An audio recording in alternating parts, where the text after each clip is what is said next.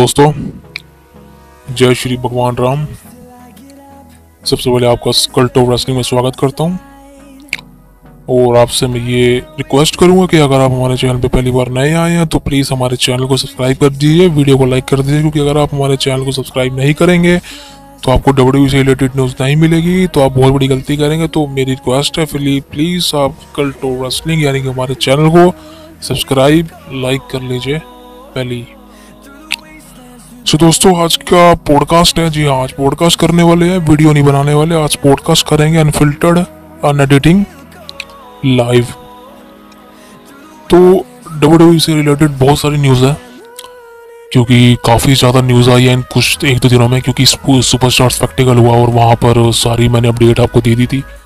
हमारा Twitter handle, अगर आपने सब्सक्राइब और फॉलो नहीं किया हमारे पेज को ट्विटर पे, तो आप ट्विटर पे जाके हमारे अकाउंट, हमारे पेज को फॉलो कर लीजिए, फेसबुक पे फॉलो कर लीजिए और इंस्टाग्राम पे फॉलो कर लीजिए। लिंक मैं आपको डिस्क्रिप्शन में दे दूंगा उन तीनों चीज़ों का, ट्विटर, फेसबुक और इंस्टाग्राम का। क्योंकि आप यूट्यूब पर अगर मेरी वीडियो का इंतज़ार कर रहे हैं, अगर मैं खुशकिस्मत हूँ कि आप मेरी वीडियो का इंतज़ार कर रहे हैं दोस्तों, लेकिन उससे पहले आपको वीडियो से पहले जो न्यूज़ अबाउट प्रोफेशनल रेसलिंग जो डब्ल्यूडब्ल्यूई से रिलेटेड है वो आपको हम दूसरे प्लेटफॉर्म यानी कि ट्विटर, इंस्टाग्राम और फेसबुक पर दे देंगे ऑलरेडी। उसके बाद हम वीडियो बनाते हैं जो कि यूट्यूब पर अपलोड होती है। तो अगर आप हमसे जुड़ना चाहते हैं, मेरे से कोई भी डायरेक्ट मैसेज पूछना चाहते हैं, तो आप मुझे इंस्टाग्राम पर डायरेक्ट मैसेज कीजिए, ट्विटर पर डायरेक्ट कीजिए, फेसबुक पर डायरेक्ट कीजिए। मैं उसी वक्त आपके मैसेजेस का रिप्लाई करूंगा और आपको आपके मन में जो भी सवाल है अबाउट प्रोफेशनल रेसलिंग डब्ल्यूडब्ल्यूई से रिलेटेड, मैं उन सब का आपको जवाब देने वाला हूँ इन फ्यूचर जो इवेंट होने वाले हैं। तो आज के पॉडकास्ट में दोस्तों बात करना चाहते हैं, बहुत सारी न्यूज़ है। सबसे पहले न्यूज़ जॉन सीना के बारे में आ रही है। जो जॉन सीना के बारे में ये है कि जॉन सीना जब सुपरस्टार स्पेक्टिकल में आए थे वो काफ़ी ज़्यादा इमोशनल हो गए थे। इमोशनल का मतलब है रोने नहीं लगे थे, मतलब इमोशनल हो गए थे। क्योंकि प्रॉब्लम ये थी कि जॉन सीना एक तो करीबन 2006 में आए थे इंडिया में, और 2006 में जब वो इंडिया में आए थे उन्होंने ये कहा था कि मैंने आज तक इतना क्राउडेड कंट्री में मतलब रिएक्शन नहीं देखा अपनी ज़िंदगी में। 2006 की बात बता रहा हूँ आपको।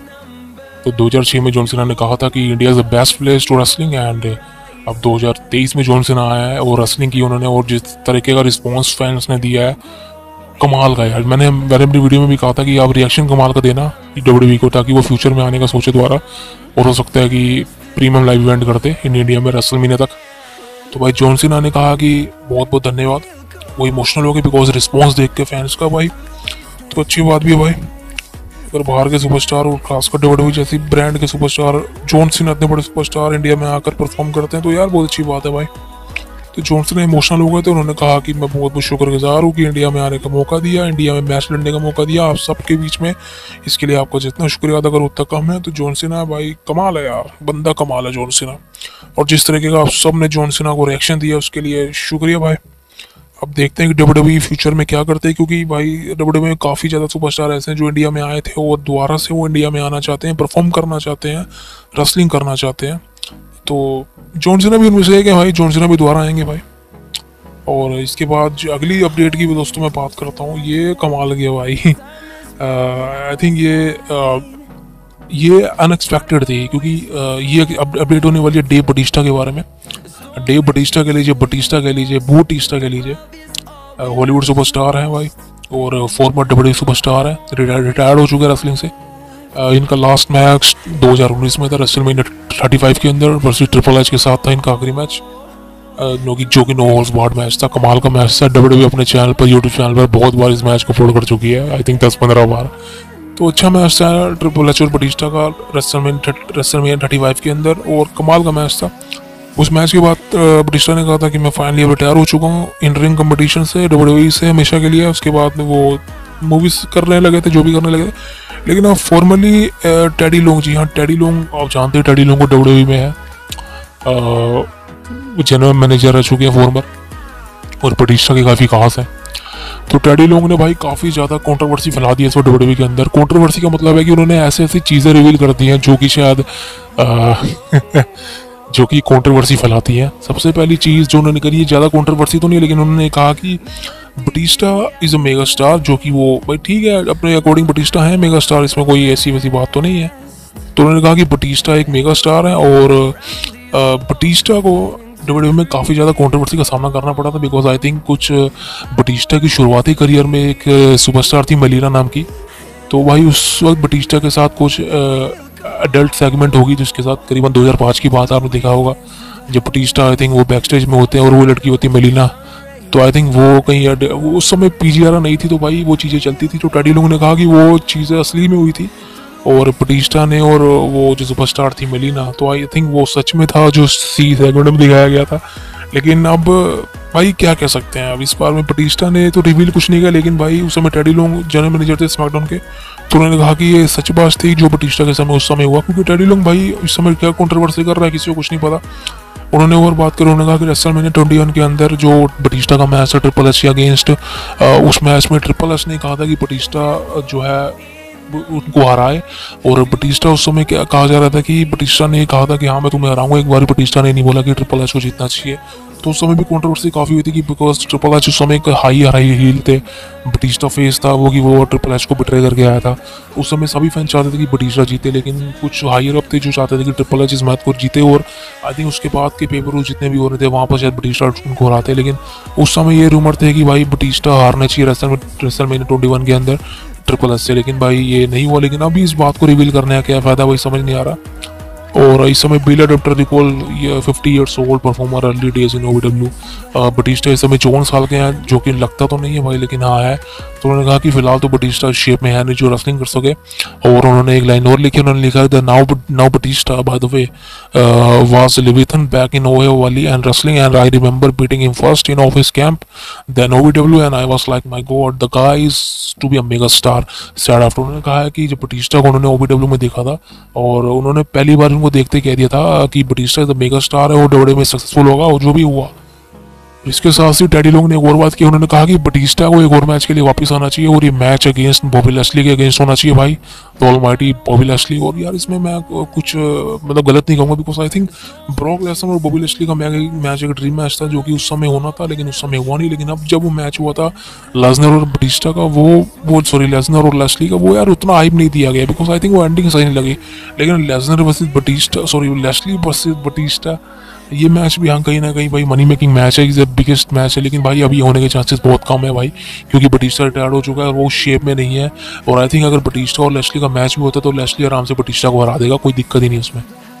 तो भाई बटिस्टा के बारे में कुछ ये है कि बाकी और भी न्यूज़ हैं बटिस्टा के बारे में, जैसे उनकी अगली फिल्म क्या है, बटिस्टा ने रीना डुप्री और बटिस्टा के बीच जो है रियल हिट है, बिकॉज आई थिंक बॉलीवुड की जो स्ट्राइक चल रही है उसके अकॉर्डिंग अभी फिलहाल सभी एक्टर सदमे के अंदर है, because I think money making incident होता है ना, तो भाई कंटेंट क्रिएटिंग सेगमेंट ही है, काफ़ी ज़्यादा हार्शिंग होती है, तो फिलहाल ये प्रॉब्लम है बटिस्टा के साथ। तो बटिस्टा और वर्सेस लैशली का मैच ना भाई, मुझे तो लगता नहीं भाई कि ये मैच डब्ल्यूडब्ल्यूई के अंदर हो सकता है, और आई थिंक किसी को नहीं लगता।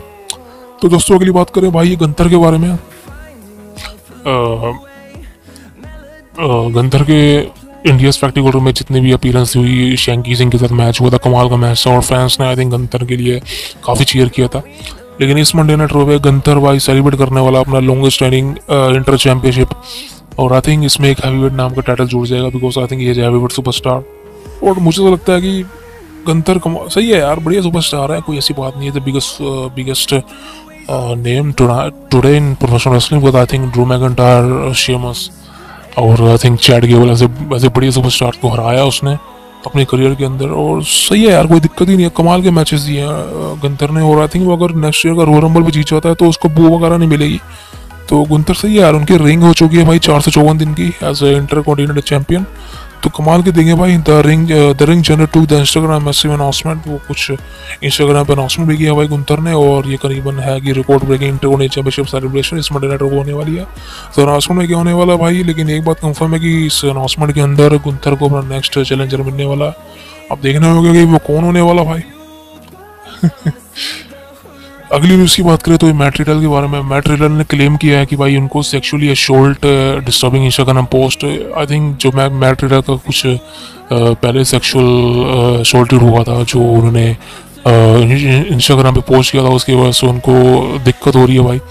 और आई थिंक मैट रिडल ने क्लेम भी किया है कि उनको सेक्सुअली असॉल्ट किया गया है, और आई थिंक ये बातें फिलहाल के टाइम में बहुत ज़्यादा कंट्रोवर्सी फैला देंगे डब्ल्यूडब्ल्यूई के अंदर, और इससे डब्ल्यूडब्ल्यूई को बहुत भारी नुकसान भी हो सकता है भाई, बिकॉज आई थिंक अगर बैक स्टेज में ऐसे एरिया में किसी सुपरस्टार के साथ ऐसा कंट्रोवर्सी होती है सेक्सुअल के ऊपर, तो भाई वो कहीं ना कहीं सीरियस मैटर हो जाती है। और मैं आपको बताता हूँ कि मैट रिडल ने क्या किया, उसके बारे में क्या न्यूज़ आई है।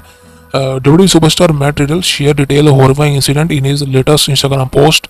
Riddle is one of the most popular superstar of WWE current crop, and his run against Randy Orton as a tag team partner is turned him into a massive fan favorite with the WWE universe. And जो कि सही बात है यार। और इसके आगे Matt Riddle लिखता है, भाई Matt Riddle shared a picture of a police officer mere minute and ago on its official Twitter handle, and the WWE superstar claimed that he was sexually assaulted by the cop. And Matt Riddle भाई कमाल, ये controversy काफ़ी ज़्यादा serious हो चुकी है। और I think Matt Riddle ने ये कहा है कि जो पुलिस ऑफिसर है, ये आप देख सकते हैं, मैं आपको दिखा दूंगा। I am sorry but I think मैं पूरा तो डिटेल नहीं बता सकता आपको, लेकिन हाँ मैट रिडल ने क्लेम किया कि भाई ये पुलिस ऑफिसर है। आप उनकी इंस्टाग्राम स्टोरी देख सकते हैं। इस बंदे ने मैट रिडल को जो है वो सेक्सुअली असॉल्ट किया है, और जो कि भाई सही में गलत बात है भाई, गलत बात है, सही में ऐसा नहीं होना चाहिए। और आई थिंक यूएस के अंदर जो भी कल्चर हो, लेकिन किसी भी इंसान को हैरेस करना बहुत गलत है, और आई थिंक इसके लिए पनिशमेंट होनी चाहिए इस ऑफिसर को। और इसके अलावा मैटर लिखते हैं भाई, nothing like being sexually assaulted by an officer and harassing at JFK report and that no means no, just because I am nice doesn't mean yes. ये सही बात है यार। असोल don't know their Twitter Instagram handles, but I took a picture normally and I like whatever, but today we really weird and uncomfortable, so they made a point and make me feel small and useless. They're definitely one of the most uncomfortable travel days I have had. Thanks for New York, NYC New York ही होता है शायद। You are so progressive and accepting। इसका मतलब है कि matter कहते हैं कि भाई अगर कोई इंसान ना कर रहा है, इसका मतलब ये नहीं है कि आप उसको जबरदस्ती करो। अगर कोई इंसान आपसे फ्रैंक हो रहा है, इसका मतलब ये नहीं है कि इसकी हाँ है और आप उसको गालियाँ गलोच कर रहे हैं, उसके साथ मारपीट कर रहे हैं। अगर कोई अच्छा बंदा है वो आपके साथ प्यार से बात कर रहा है, इसका मतलब ये नहीं वो कमज़ोर है। तो मैट रिडल ने अपनी जगह सही कहा है भाई, और आई थिंक इसके ऊपर WWE को भी कुछ करना चाहिए। और आई थिंक ये कहीं ना कहीं रियली सीरियस मैटर है भाई, उसके ऊपर WWE सुपरस्टार भी रेड कर सकते हैं भाई। लेकिन according to me it's really serious matter man. I think किसी भी इंसान को उनकी मर्जी के बगैर ये सब नहीं यार, ये सही बात नहीं है भाई। And I don't think so. It's good for that because WWE superstar is much more respected man. So Matt की भाई जो ये ब्लेमिंग है वो है इस पुलिस ऑफिसर के ऊपर। अब आई डोंट थिंक सो क्या होने वाला, लेकिन justice is very wait, justice मिलना चाहिए भाई। अगली अपडेट की बात करें तो भाई ये है एक सुपरस्टार है जो रिटर्न करने वाला है WWE के अंदर, बट ये रिटर्न एज अ लेजेंड होगा। ये है डीवॉन डडली और बबा रे डडली, यानी कि द डडली बॉयज। कमाल की टैग टीम थी यार। I think the greatest tag team of all time कहा जाता है इनको, द डडली बॉयज की। इनकी सबसे खासियत बात ये थी कि भाई ये एक एंटरटेनिंग जोड़ी थी, और आई थिंक इनके जैसी एंटरटेनिंग जोड़ी WWE के अंदर मेरे को तो एक ही दिखती है, और वो है न्यू डे की तरह इनकी। और आई थिंक न्यू डे और डडली बॉयज की राइवरी भी काफ़ी लंबी चली थी 2015 के आसपास, समर स्लैम के आसपास। तो कमाल की राइवरी थी यार आई थिंक। तो बेस्ट है भाई। और इन्होंने ट्रिपल एच को डिमांड लिया है कि इनको रिटर्न करवाया जाए, but I think triple H ने इनको एक कॉन्ट्रैक्ट दिया है, वो एज अ लेजेंड दिया है। तो द डडली बॉयज रिटर्न करेंगे WWE के अंदर as a legend. I think इनका यूज़ शायद जिसे WWE करती है रियूनियन के अंदर, लेजेंड्स नाइट्स के अंदर, वैसे ही होगा। और ठीक है यार, अपने हिसाब से सही है। दोस्तों अगली अपडेट है भाई ग्रैंड स्लैम चैंपियंस के बारे में। 5 सुपरस्टार बताए हैं जो कि I think grand slam champion हैं और बन सकते हैं। जैसे हमने सबको देखा होगा जजमेंट डे समय पेबैक के अंदर चैंपियन बन चुकी है इस समय ग्रैंड स्लैम चैंपियन। अब आई थिंक क्या इन्होंने ग्रैंड स्लैम चैंपियनशिप जीत ली है मेरे ख्याल से, तो भाई हाँ हो ही गई है। लेकिन इसके अलावा सुपरस्टार हैं जो कि ग्रैंड स्लैम चैंपियन बन सकते हैं अगर वो ये सब कर लें। तो नंबर 1 पे है भाई, सॉरी नंबर 5 पे हमारे ब्रॉन स्ट्रोमैन अगर यूनाइटेड स्टेट चैंपियनशिप जीत लेते हैं तो वो ग्रैंड स्लैम चैंपियन बन जाएंगे। इसके बाद नाम आता है हमारा बॉबी लैशली का। अगर बॉबी लैशली ने आज तक अपने करियर के अंदर टैग टीम चैंपियनशिप नहीं जीती है, अगर Bobby Lashley tag team championship जीत लेते हैं तो भाई वो ग्रैंड स्लैम चैंपियन बन जाएंगे। इसके अलावा शेमस हैं। शेमस ने आज तक अपने करियर में इंटर कॉन्टिनेंटल चैंपियनशिप नहीं जीती है, जो कि सच में है। उनको मौके मिले थे लेकिन वो उन्होंने हार गए। वो अगर शेमस सेंटर चैंपियन बन जाते हैं तो वो ग्रैंड स्लैम चैंपियन बन जाएगी, यानी कि सारी टाइटल जीत ली उन्होंने।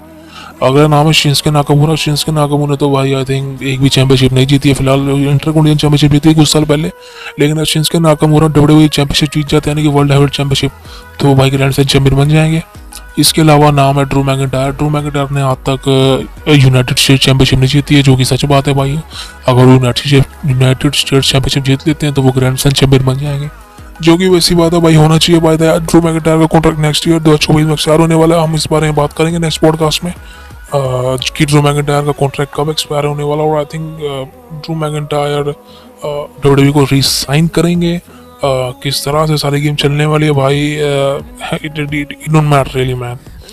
I think this great for Drew McIntyre. I think Drew McIntyre अगर डब्ल्यूडब्ल्यूई को रिसाइन नहीं किया तो आप कंप्लीट मान सकते हैं कि ड्रू मैकिंटायर एडब्ल्यू कंपनी में चले जाएंगे, जिसके चांसेस फिलहाल बहुत ज़्यादा हाई है कि ड्रू मैकिंटायर कंपनी में जाते हैं या नहीं जाते भाई। तो लेकिन होगा तो दोस्तों, आज का पॉडकास्ट यहीं तक था। ये कुछ अपडेट्स थी जो मैंने आपके साथ शेयर करनी थी। आप सबसे पहले कहना चाहूँगा यार, प्लीज़ आप हमारे चैनल को सब्सक्राइब कर लीजिए दोस्तों। द कल्ट ऑफ रेसलिंग को आपके साथ की बहुत ज़रूरत है मुझे, तभी एक मोटिवेशन मिलती है मुझे। और हमारी वीडियो को डेली देखिए। अगर आपने हमारे चैनल को सब्सक्राइब कर लिया तो प्लीज़ नोटिफिकेशन अलर्ट दबा लीजिए, ताकि हमारा वीडियो जब हम डालें आपको पता चल जाए। सो जय श्री भगवान राधे कृष्णा, मिलते हैं अगली वीडियो में। Acknowledge me!